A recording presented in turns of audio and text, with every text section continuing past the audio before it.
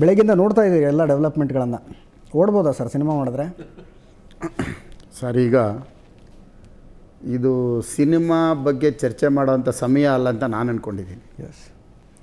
ಒಂದು ವ್ಯಕ್ತಿ ಹಳ್ಳಕ್ಕೆ ಬಿದ್ದಾಗ 4 ಜನ ಕಲ್ಲೊಡೆಯೋದು ದೊಡ್ಡ ವಿಷಯ ಅಲ್ಲ.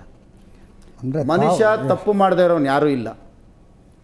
ಒಂದು ಮನುಷ್ಯ ಪರಿವರ್ತನೆ ಆಗೋದಕ್ಕಾಗಲಿ, ಒಂದು ಮನುಷ್ಯನ ಮನಸ್ಸು ಬದಲಾಯಿಸೋಕ್ಕಾಗಲಿ ಹಲವಾರು ವರ್ಷಗಳು ಬೇಕಾಗಿಲ್ಲ, ಹಲವಾರು ದಿನಗಳು ಬೇಕಾಗಿಲ್ಲ.